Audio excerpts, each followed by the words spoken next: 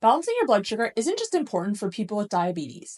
It's something that we all should be mindful of because even small spikes in blood sugar can affect your energy, your mood, and your long-term health. If you have type 1 or 2 diabetes, insulin resistance, or prediabetes, like the 1 billion people worldwide, keeping your glucose levels steady is key to living a long, healthy life. And for many, it's the first step towards reversing insulin resistance, prediabetes, and type 2 diabetes. And even if you don't have insulin resistance or diabetes, stabilizing your blood sugar can help to prevent these conditions. And it also helps to reduce inflammation and common symptoms such as fatigue, brain fog, and even hormonal imbalances. Minimizing blood sugar spikes also helps reduce your risk of chronic disease, including heart disease, Alzheimer's, and even cancer. So in today's video, I'm going to be sharing 20 foods that a lot of us consider to be healthy, but that actually spike blood sugar. Now, you don't have to avoid these foods entirely if you don't want to,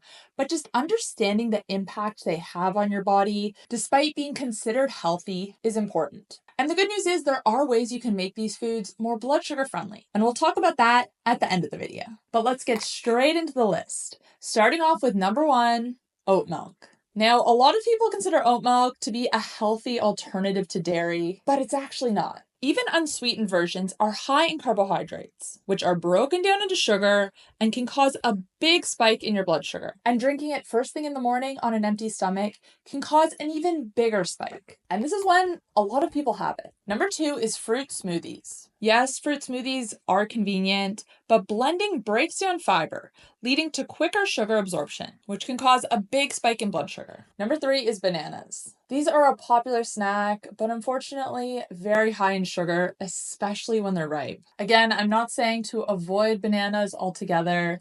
At the end of this video, I'll talk about some ways to make them more blood sugar friendly. But moving along, number 4, we have oatmeal. This is often marketed as a heart-healthy breakfast, but because it's high in carbohydrates, it can cause a pretty big spike if it's eaten alone. Number 5, honey. Yes, it is natural, but it is a concentrated source of sugar. A tablespoon of honey can spike your blood sugar almost as much as a tablespoon of table sugar. So use it sparingly. Number 6, dates. Now this one is controversial. A lot of people will say that dates are low GI, they're high in fiber, so this means they don't spike blood sugar. All I'm going to say is test for yourself. Yes, if you eat one date, it might not cause a big blood sugar spike, but if you eat 4 or 5 at a time, then yeah, your blood sugar is going to go up significantly. Number 7, whole wheat bread. Now, yes, it is a little bit healthier than white bread, but it is still very high in carbohydrates. Number 6, Wheet-Bix. And because they're often eaten alone or only paired with milk, which yes, does have a little bit of fat and protein, but does have a bit of carbs and sugar as well, the blood sugar spike can be significant. Number 6 is rice. And this is all types of rice. Both white and brown rice are high in carbohydrates. Brown rice does have a little bit more fiber, which helps to slow down digestion and minimize the spike a little bit, but really not enough to make a meaningful difference. Number 10, pineapple. Unfortunately, pineapple and other tropical fruit are very high in sugar. They cause a big spike in your blood sugar. Number 11, muesli bars. Muesli or granola bars are often loaded with added sugar and refined carbs. Yes, some can be better than others, but in general, they're not great, especially when it comes to blood sugar. Number 12, mangoes. Another high sugar fruit that should be minimized if blood sugar control is your goal. Number 13, sports drinks. Now, unless you're an athlete doing intense workouts, these are absolutely not necessary and not beneficial and actually harmful for most people. They are packed with sugar, which again, if you are an athlete and you're doing very, very high intensity workouts, if you're needing a lot of glucose for performance, then in these situations, it can be beneficial. But that's not the case for most people, and especially people who struggle with blood sugar control. Which brings us into number 14, coconut water. Again, it could be very beneficial for athletes because you are drinking the carbs and the sugar, it's absorbed rapidly, which in certain situations, like sports, can be beneficial, but not for people who are insulin resistant or diabetic. Number 15 is sweet potatoes. Yes, they do have some nutritional value, but they are also very high in carbs and starchy carbs. Number 16, grapes. Again, very high in sugar. The blood sugar spike is significant if you eat them on their own. Number 18 is beets. I'm starting to sound like a broken record, but beets, high in sugar, which means a high blood sugar spike. And finally, number 19, apples, and number 20, raisins. Now, we've mentioned a lot of fruits in this video, but dried fruits have an even bigger impact on blood sugar than fresh fruits do. Because raisins are dried fruits, their sugar is more concentrated. Even a small handful can cause a pretty significant spike in blood sugar. You're always better to eat fruit whole than you are to eat the dried version of it. But as I said before, you don't have to avoid these foods full stop. There are some ways you can be smart about carbs and make them more blood sugar friendly. So let's get into it.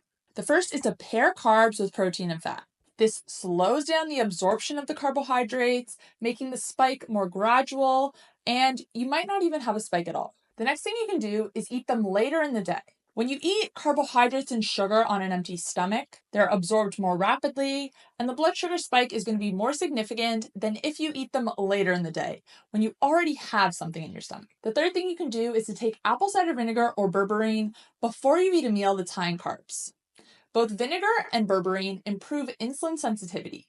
They allow your cells to take in glucose more readily, leading to a lower spike in blood sugar. And I'll link to the apple cider vinegar and the berberine I recommend in the description box down below. And the last thing you can do is get a bit of movement in either before or after you eat carbs. This can be as easy as a 10-minute walk around the block. Moving your body before or after you eat carbs allows your body to use the energy from the carbs immediately. And if you're using it immediately, it's not sitting in your bloodstream and the blood sugar spike is not going to be as big. Now, before we wrap up, I just want you to remember that you don't have to be perfect. Just make the best choices whenever you can. All the little changes you make are going to add up. That's what's going to get you results. Not doing giant overhauls, not going on a crash diet. You have to be consistent. And consistent doesn't mean perfect.